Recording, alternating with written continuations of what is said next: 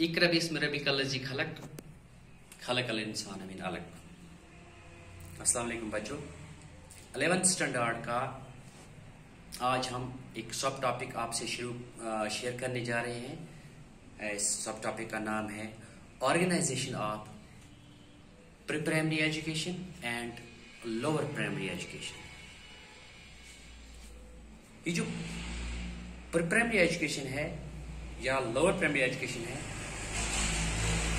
इसका एहतमाम क्यों किया जाता है और इसका एहतमाम किस तरह किया जाएगा, ये तो सिस्टम से रिलेटेड है, लेकिन इसका एहतमाम क्यों किया जाएगा इसके बारे में हम थोड़ा चर्चा करेंगे, आपसे कुछ अपने ख्यालात शेयर करेंगे। क्योंकि एक बहुत ही सबक आमोज शेर है इसके लिए कि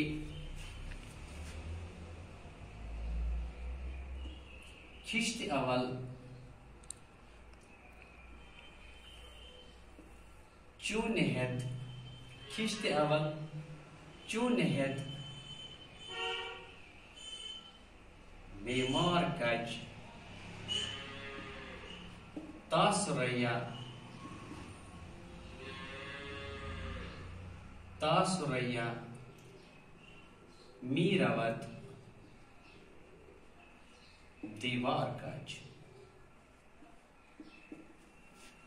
इसका मतलब खिश्त अवल पहली ईंट, जो फाउंडेशन है, जो प्लिंथ है, जो शिफ्ट वर्क है या कॉलम वर्क है।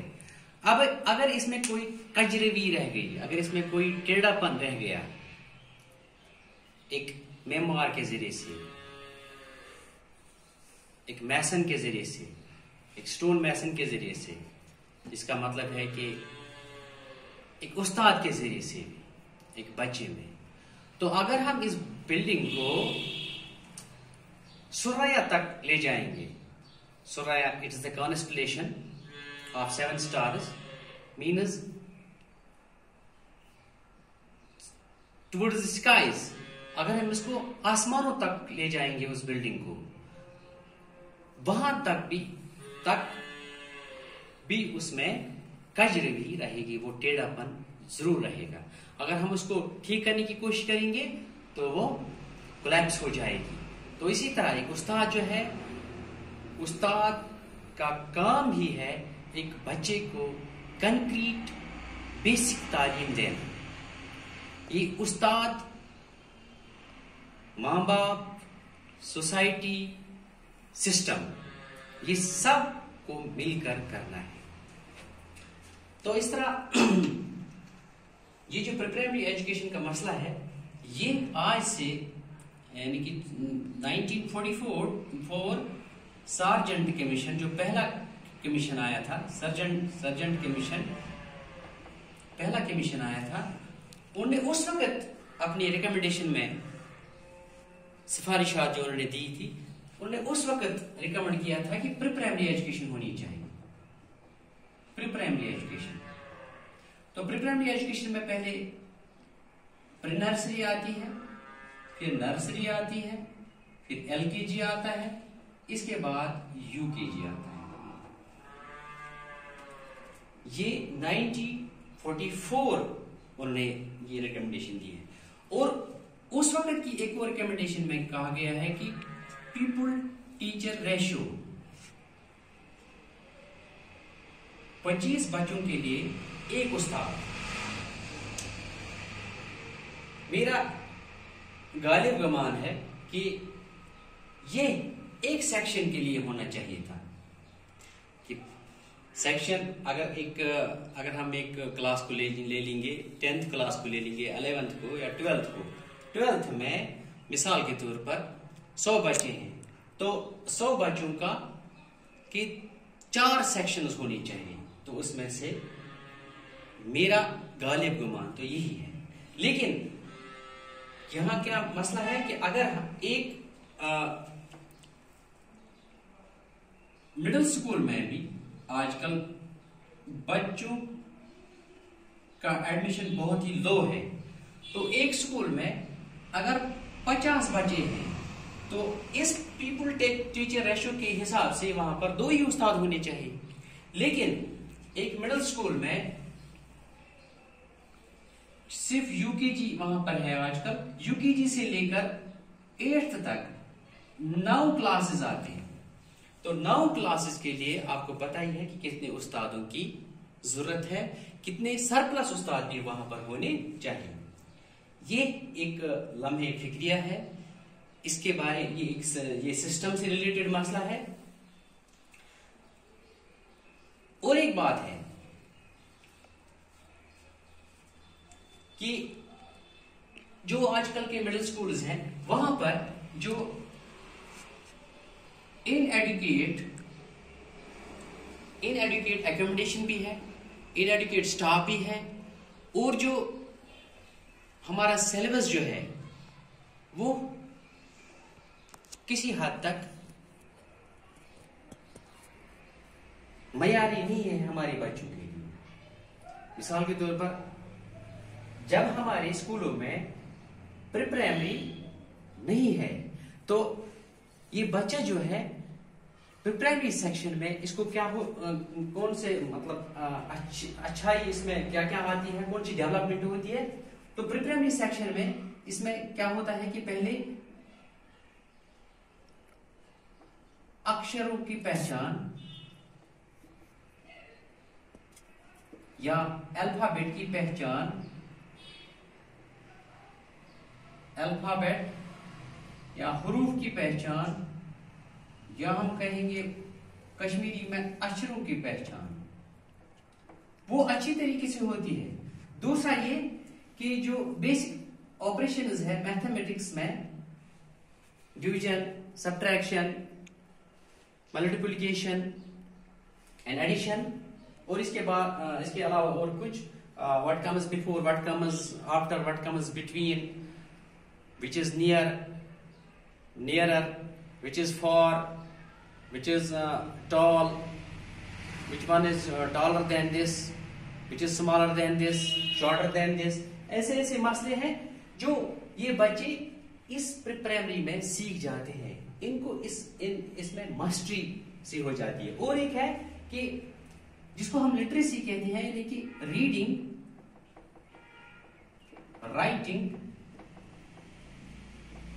राइटिंग और जो अर्थमेटिक है, अर्थमेटिक प्रॉब्लम्स, यानी कि मैथ से रिलेटेड जो प्रॉब्लम्स है, जो ऑपरेशंस है, वो इनमें से कॉम्पिटेंसी डेवलप करते हैं, इनमें मास्टरी डेवलप करते हैं। आगे चलकर इनको कोई दुश्वारी नहीं होती है। और एक बड़ा अहम मसला है वो ये है कि listening, speaking, reading and writing, ये बहुत ही अहम 4 स्किल्स हैं, बेसिक स्किल्स। कि लिसनिंग अच्छी तरीके से हो इनकी, यानी कि अगर मैं एक वर्ड को प्रोनाउंस करूं, वो प्रोनाउंसिएशन बच्चे के कानों तक जाए, उसको समझ में आए। अच्छा, या एक को सेंटेंस किस तरह पढ़ा जाता है, या एक वर्ड किस तरह पढ़ा जाता है, फिर वो बच्चा वापस स्पीक करता है, फिर उसके बाद रीड करता है, फिर उसके बाद राइटिंग, आखिर पर राइटिंग आ जाती है। तो ये 4 चीजें जो ये स्किल्स हैं, ये इस प्री प्राइमरी में डेवलप हो जाती है। और एक बड़ा अहम सा मसला है जो इससे पहले भी एक लेक्चर में मैंने कहा था आपसे कि 2 हुर्फी जोड़,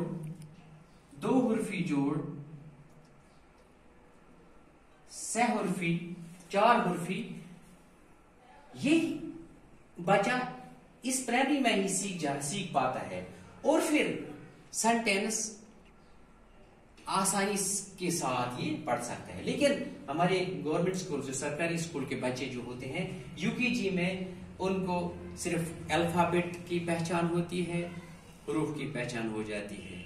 वो न 2 हुर्फी जोड़, न 6 हुर्फी जोड़, न 4 हुर्फी जोड़, न सेंटेंस का अच्छी तरीके से वो उसका वो बर्ताव कर पाते हैं। तो आगे चलकर उनको जो फर्स्ट प्राइमरी जो होती है या सेकंड प्राइमरी, वहां पर इनको एक लेसन पढ़ना पड़ता है, एक टॉपिक, एक मजमून, एक साइंस से रिलेटेड एक चाहे अच्छा मैथ जो है इसमें उनमें रीजनिंग है, लॉजिक है, तो उनको बहुत सारी दुश्वारियां हो जाती हैं। तो इसके लिए ये मसला है कि प्री प्राइमरी बहुत ही इनएविटेबल है हर एक बच्चे के लिए। अगर हम कहेंगे कि ये जो स्कूलों में दो तरह के बच्चे आते हैं आजकल, पहले मैं एक कैटेगरी दे दूंगा, वो ये है कि बॉर्न जीनियस। ये बॉर्न जीनियस ये गरीब बच्चा भी हो सकता है, ये अमीर का बच्चा भी हो सकता है। क्योंकि जेनेटिकली कुछ फैमिलीज स्ट्रांग होती है, उनका जीन बहुत ही स्ट्रांग होता है, इनहेरिटेड जीन होता है, वो बॉर्न जीनियस होते हैं। और है लेटर्ड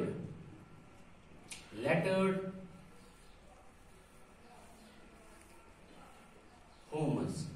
लेटर्ड जो पढ़े लिखे घर होते हैं, उनके घरों से भी बच्चे आते हैं, बहुत कम आते हैं आजकल, लेकिन फिर भी आते हैं। तो इनके लिए क्या है, अगर हम इनको यूकेजी से स्टार्ट करेंगे तो किसी हद तक ठीक है, लेकिन जो बच्चे अनलेटर्ड होम से आते हैं,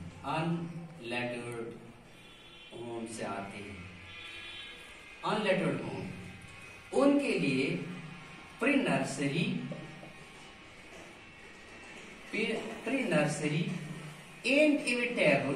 इनएविटेबल,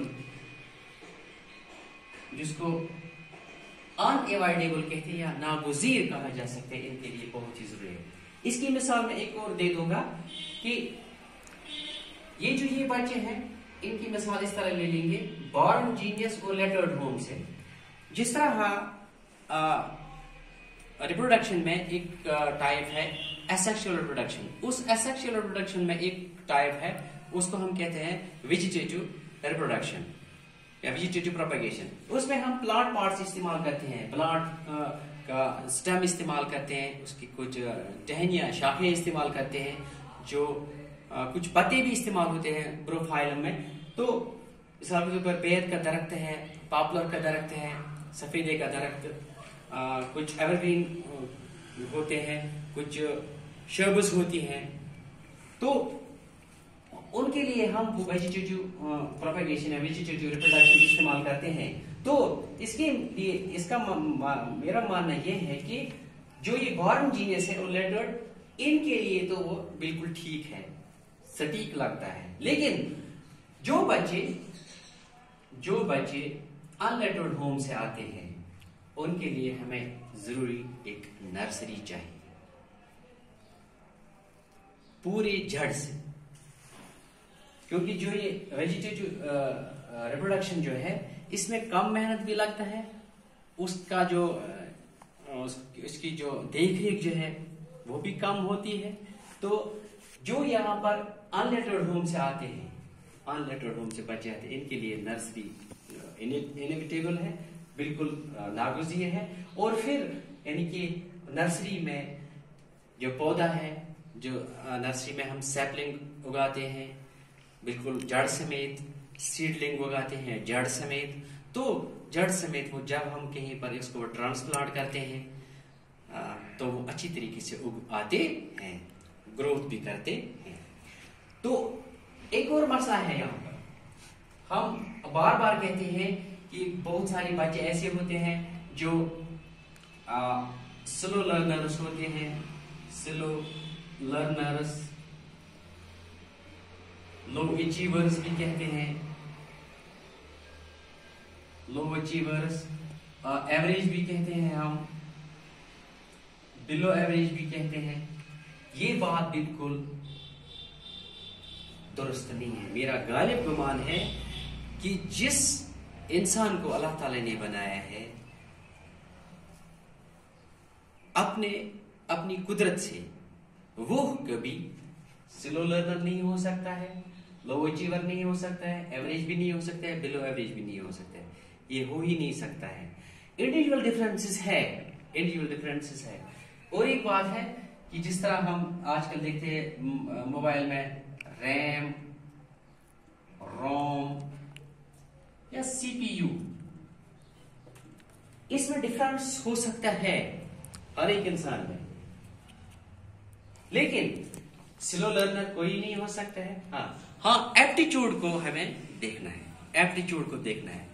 मैंने बहुत सारे ऐसे स्टूडेंट देखे हैं अपने भी, जो क्लास में बिल्कुल बिलो एवरेज थे, बिलो एवरेज, लेकिन आजकल वो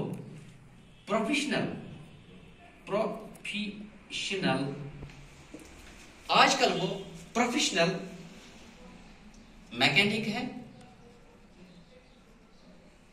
प्रोफेशनल टेक्नीशियन है, प्रोफेशनल इलेक्ट्रिशियन है,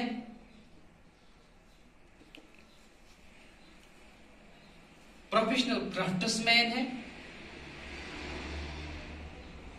प्रोफेशनल बिजनेसमैन है, प्रोफेशनल ब्यूटिशियंस है।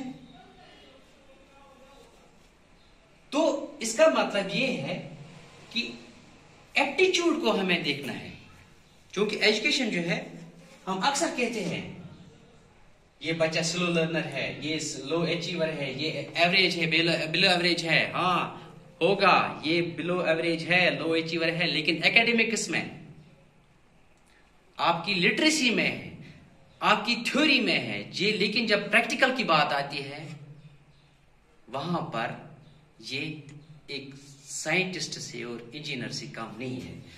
आप बताइए मुझे, जो बच्चा मेरा जनसेट ठीक कर सकता है, मेरा स्कूटर ठीक कर सकता है, मेरी गाड़ी ठीक कर सकता है, मेरा फ्रिज ठीक कर सकता है, मेरी वॉशिंग मशीन ठीक कर सकता है, वो भी 1 साल बाद उस बच्चे को हम किस कैटेगरी में डालेंगे? क्या वो लो अचीवर हो सकता है? क्या वो स्लो लर्नर है? हाँ, एप्टीट्यूड को देखना है। इसीलिए मैंने एक बार फिर आपसे कहा कि सार्जेंट कमीशन ने 1944 में प्री प्राइमरी का ये दिया था, कंसेप्ट दिया था। इसी तरह कोठारी कमीशन जो है वो 1964 1964 में आया था, 1964-66 में आया था। उन्होंने उस वक्त दिया था कि education for agriculture and education for industry. और एक उन्होंने कहा था कि हम हाई स्कूल जो है, एकेडमिक हाई स्कूल के साथ साथ वोकेशनल हाई स्कूल खोलेंगे। ये सारे मसले सिस्टम से रिलेटेड है। जो सिस्टम में हमारे टेक्नोक्रेट्स हैं, हमारे बहुत ही जीरक लोग बैठे हैं, एक्सपर्ट बैठे हैं, इनको एक और बार रिथिंक करना चाहिए, सोचना चाहिए कि किस तरह हमारा सिस्टम जो है ठीक हो जाएगा। तो इसका मतलब ये है उन्होंने उस वक्त एग्रीकल्चरल और इंडस्ट्रियल एजुकेशन का तस्वर दिया था, दैट मीन्स वोकेशनल। अगर हम एजुकेशन हम कुली तौर पर ले लेंगे, जिस तरह हमने आपसे कहा कि ऑलराउंड डेवलपमेंट है, हार्मोनियस डेवलपमेंट है, उसमें वोकेशनल एजुकेशन भी आता है, उसमें एस्थेटिक एजुकेशन भी आता है, उसमें कल्चरल एजुकेशन, उसमें social development, vocational development, aesthetic development, recreational development, ये सारे तो आ जाते हैं। तो इसका मतलब ये है कि वोकेशनल डेवलपमेंट जो है वो हमारे बच्चे में अच्छी तरीके से नहीं होती है। तो ये और एक बात मैं आपसे कहूंगा कि आप बच्चे याद रखिएगा कि मेरी गाड़ी कहीं पर खराब हो जाती है और मैं उसको एक मैकेनिक के पास छोड़ा आता हूं, या एक मैकेनिक को फोन करता हूं कि भाई साहब या बेटा यहाँ पर आ जाइए, मेरी गाड़ी खराब हो। लेकिन इत्तेफाक से वो मेरा स्टूडेंट रहा है, या स्टूडेंट रहा है, और स्टूडेंट वो भी जो क्लास में बिलो एवरेज था, जिसको हम क्लास में डाल कहते हैं। तो जब उसने मेरी गाड़ी ठीक की तो मेरे सामने तो वो इंजीनियर है। तो आप बताइए, आप खुद अंदाजा लगाइए कि सिस्टम में खराबी कहां पर है, खराबी कहां पर है। ये हम सबको मिल बैठ के देखना है कि खराबी कहां पर है, कहां पर ये प्रॉब्लम हो जाती है। मैं अपनी बात कहूंगा कि मैंने तकरीबन 5-8 साल प्राइवेट स्कूल में भी दिए हैं। वहां पर मैं कहूंगा कि कमा हकहू एक कामयाब उस्ताद, एक मुदरिस के तौर पर वहां पर अपना किरदार निभाया है। लेकिन जब हम गवर्नमेंट स्कूल में आए हैं तो यहाँ पर ऐसा लगता है कि मैं अपने आप को कहूँगा कि एक घुटन सी महसूस होती है कि जब हम पढ़ाते हैं तो आगे का बच्चा जो है, वो जो हम इनपुट देते हैं उसका आउटपुट डिजायर्ड अंदाज में नहीं आता है, मकसूद और मकतूब अंदाज में नहीं आता है। ये देखना है हम सबको कि प्रॉब्लम कहाँ पर है, सिस्टम में कहाँ पर प्रॉब्लम है। सिस्टम में अगर प्रॉब्लम है, अच्छा उस्ताद में अगर प्रॉब्लम है, और एक मसला है कि उस्ताद को भी अकाउंटेबल बनाना बहुत ही ज़रूरी है। अगर खौफ खुदा का मसला होता तो लॉ एंड ऑर्डर, लॉ का कोई मसला होता, शरीयत का कोई मसला नहीं होता, जिसको हम शरी यानी कि कानून, जिसको फिका कहते हैं कानून। अगर खौफ खुदा होता तो कानून बनाने पड़ते हैं, कानून बनाने पड़ते हैं, इसलिए कि हर एक अपनी जिम्मेदारी ठीक तरह से नहीं निभाता है। तो उस्ताद को भी अकाउंटेबल बनाना है, सिस्टम को भी देखना है कि कहाँ कहाँ पर खराबी है, कहाँ कहाँ पर प्रॉब्लम है। क्योंकि जब एजुकेशन हमारे जो प्राइम जो सेक्टर है, और हेल्थ सेक्टर और एजुकेशन सेक्टर जो है इस वक्त बर्स्टली इफेक्टेड है, तो इसकी तरफ जो भी हमारे अरबाब इक़्तिदार है इनको सोचना चाहिए कि किस तरह हमारा मुआशरा, हमारी सोसाइटी फले फूले, दिन दुगली और रात चुगनी ताकि करें।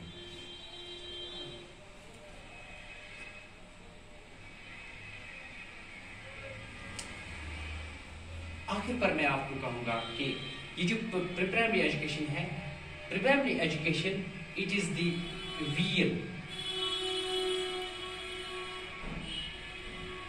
wheels and wings of a prosperous nation. Wheels and wings of a prosperous nation. This pre-primary education and lower primary education. It is the ladder to reach the drawing room.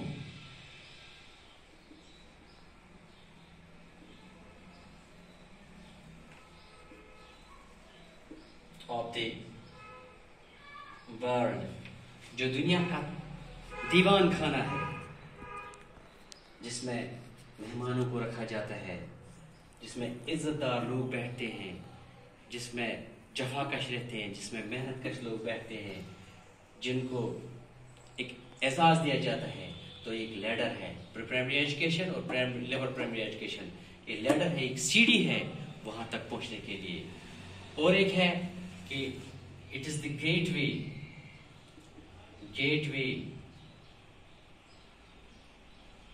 Of knowledge. पहले भी एक lecture में कहा था मैंने कि ये pre primary और लोअर प्राइमरी जो है, ये बाबुल इल्म, ये बाबुल इल्म है, इल्म का दरवाजा है।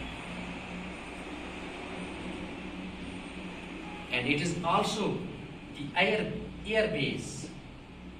It is also the air base. It is also the air base to propel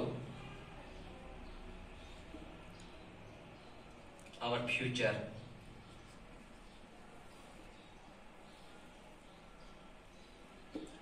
towards the galaxies.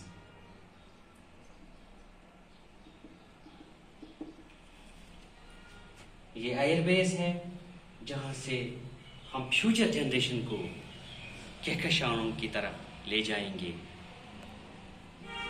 तो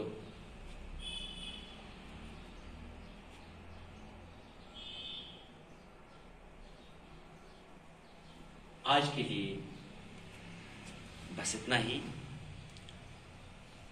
आप खुश रहो, खुशहाल रहो, हमें भी अपनी दुआओं में याद रखें।